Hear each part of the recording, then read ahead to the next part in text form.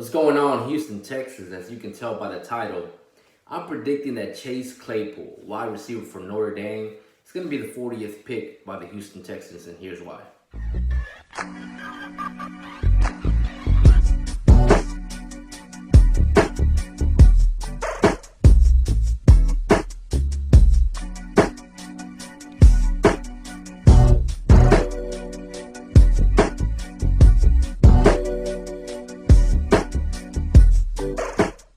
Now, Chase Claypool wasn't on my radar at all. I mean, when you look at all the wide receivers, and we know that this wide receiver class is deep, you were looking at players like Higgins, you were looking at players like Mims, you're looking at the TCU Rager wide receiver, but there's not a lot of drafts out there that have Claypool going to the Texans. Now, one of the reasons for that is because his numbers actually didn't start to rise until after the combine, and we'll discuss his numbers as to why I think if the Texans do pick him at 40, he will be a great choice and a great asset for this organization. So Chase Claypool is a wide receiver for Notre Dame, and the reason why he was put on my radar is because I did receive intel that the Texans were actually looking at him very closely. As you know, guys, Bill O'Brien comes from Penn State, so these schools that are not really competing for national championships every year are schools that O'Brien likes to have his scouts look at. He loves players from Notre Dame, from Penn State, from Wisconsin, those type of players from those schools that you're only gonna find one or two gems in the whole program. And what really intrigued me is, as you guys know, we already have a former alumni. I shouldn't say former, but an alumni from Notre Dame in Will Fuller. So I'm curious to know if Will Fuller was actually someone who hinted towards Chase Claypool. But when you look at not just the combine numbers and you begin to look at the tape for Chase, man, he just jumps out of the screen. First of all, this guy is compared to Megatron. If you guys don't know who Megatron is, he was a receiver who, in my eyes, retired early. Who played for the Lions, who was putting up crazy numbers at the same time that Andre Johnson on our end was putting up crazy numbers. He has the size. I feel like he is comparable also to Andre Johnson. He has the size. He's a little bit faster than Andre Johnson. I believe Calvin Johnson actually ran a faster combine than Chase, but it was right there. And so when you begin to look at the tape and the numbers, man, he just jumps off the screen. Now, when you look at the wide receiver class and you look to see who is it that the Texans are going to draft, you have to be realistic. I don't think that the Texans take those 2 second-round picks and try to move up to the first. As you guys know, and I've already said on Twitter many times, the Patriots were actually the team that actually offered a first-round pick for DeAndre Hopkins. This is actually before Tom Brady leaving. Tom Brady was actually waiting on the New England organization to either bring a player like Hopkins in or a player like Diggs in. As you guys know, he wanted Antonio Brown back on the squad last year, and he also hinted for Odell Beckham. But as we know, those are a little more complicated than what a Hopkins trade would be or a Diggs. When New England didn't actually capitalize on that trade, that's when the news came out that Brady had made the decision that he will no longer remain as a New England Patriot. So it's funny how it all, it's just a butterfly effect from the Hopkins trade. And so with Hopkins being traded to the Cardinals, you look at a missing piece on the wide receiver core. Now, obviously, they got Randall Cobb, as we discussed yesterday on the video. Randall Cobb has brought here to be the slot receiver to help Kiki QT develop. But, like I said, I don't think O'Brien is really trying to replace DeAndre Hopkins in this draft. I truly, honestly think that he is looking for a big body, lengthy receiver that's going to give other corners on other teams a problem. And here's why I say this. Early on in this year, I hinted on Twitter to not be surprised if the Texans made a trade for Alshon Jeffrey. here's the thing, guys. You guys have heard the reports of the Eagles coming out and saying that they were offering the Texans more than the Cardinals were. And the only thing that really stopped the trade from happening is the fact that the Texans wanted a player off the Eagles roster that the Eagles were not willing to trade with. I am fully convinced that that player had to be Alshon Jeffrey. And when you begin to piece the things together, it makes so much sense as to the intel that comes to me with Chase. Because when you compare those two receivers, they are very lengthy, very tall, very heavy set, and players who give corners a hard time. As you guys know, there are not that many corners over 6 feet in the NFL. Richard Sherman, I believe, is over 6 feet, and that's what made him so special. But you don't have that many corners out there that are going length by length, inch by inch with those type of receivers. So this makes it a lot more interesting. But let's not waste any more time. Let's get right into Chase Claypool's combine numbers. His 40-yard dash was a 4.42. His bench press, 19 reps. His vertical jump, 40.5. His broad jump, 126. He is a 6'4", 238-pound wide receiver. His arm length is 32.5. His hands are 9 7/8.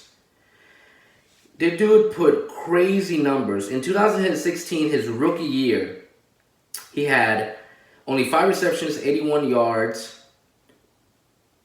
His sophomore year, he had 29 receptions for 402 yards, so you start to see his growth. His junior year, he had 50 receptions with 639 yards, and then his senior year, to bring up his ranking, the man had 66 receptions with 1,037 yards, with an average of 15.7 yard on every catch. I'm talking about a man who's giving you a first down and plus. And when you look at the tape on Claypool, you notice that even when he gets the ball and he starts to accumulate yardage, it takes almost 3 or 4 defenders to get him down. And I honestly think that this is why it jumps out of the page for Bill O'Brien.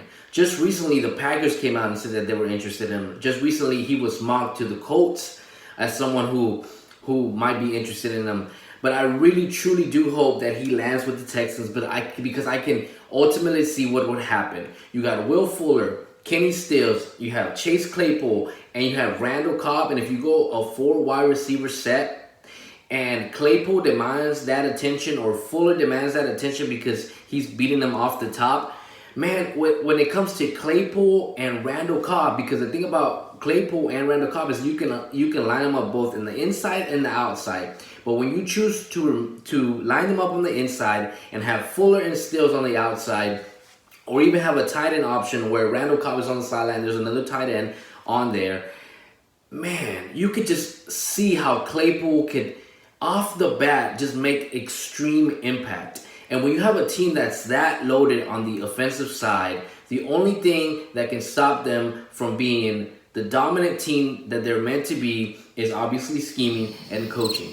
But we'll leave that to another video. Enough talking about stats and numbers. Let's get right to watching the tape, man. Off the bat, man. See, Notredame, look at that, man. Just the end zone target. The length right there. I mean, the defender had no choice. Look at that. Look at how he beats him off the line. Look at the strength to push him off. That is beautiful, man. Look at it right here. Again, the jump. This is why the vertical jump is important. Get both feet down. Touchdown. Nobody in sight. Nobody in sight. Here we go again. On the slot. Running those plays that O'Brien likes, those slants.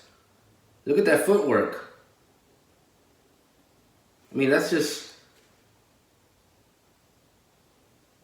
again, that's similar to Fuller when he comes out on those intermediate routes. Look, the extension, the touchdown. Again in the slot. I mean, the dude is a baller. He's freakish. Look at that. I mean, that corner is almost 6 feet, man. Deep. This is the one I really like. Down the seam, in the slot. Just all speed there. Just beats his defender. All speed. Look at, bro.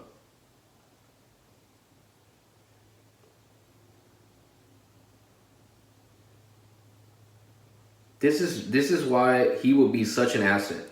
The speed, the strength,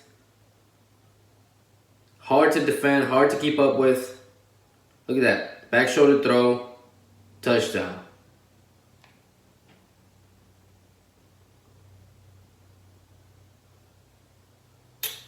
Wow.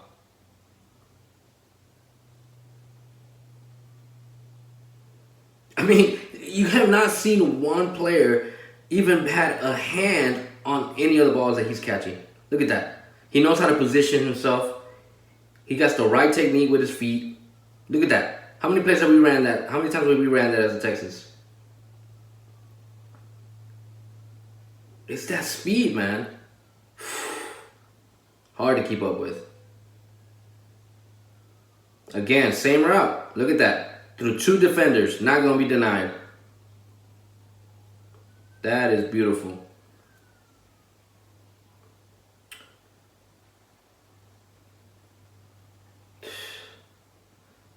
The ability to be able to move around when you got a quarterback who knows how to scramble. Very important. Very important to have a wide receiver that knows to never give up, even though, you know, the quarterback hasn't thrown it yet. Look at that. Easy touchdown. I mean, nobody wants to tackle that man. Nobody wants to tackle that man. Absolutely nobody wants to tackle that man. It's very interesting that they could very well go Chase. Now, I've seen mock drafts where Chase has actually dropped to the 3rd round. There's people that have told me, oh, he could be in the 3rd round. Listen, whether they take him at 40 or they take him down in their other pick in the 2nd round, I think it's 57. He might be there for both, but he might not. He's climbing up the ranks because his numbers are just freakish, and the tape doesn't lie, man. And for someone to have speed and have that strength and weigh what he weighs, the other thing I also got to take into consideration is the type of competition that they had, right? Notre Dame actually played Clemson. Obviously, they lost, but they played Clemson. So he's had experience with actually playing top-ranked schools. Whereas if you see a player like Rager from TCU, like, who is their biggest challenge? You know, like Oklahoma, like, you know. It's interesting to see, man. But, man, check out Chase. Check out his highlight tape. That was just a snippet of what he truly has out there, man. I love the guy. I've been promoting him getting drafted to the Houston Texans, I want to say, for over a month now, man. And, you know, the Packers just tweeted out the other day his numbers, and I was like, no, man. I just retweeted it and said, nah, man, he sucks. Don't worry about it. Move on to somebody else, because I think people are really starting to realize the type of player that he could be very well, especially with a team that one has a good quarterback, but also may have already a group core of receivers. That's why him going to the Colts would be dangerous. Him going to the Packers, I could see how they could make him the #1 target. You have Devontae Adams over there. And you got the Lazard guy who just stepped up. He was a rookie last year.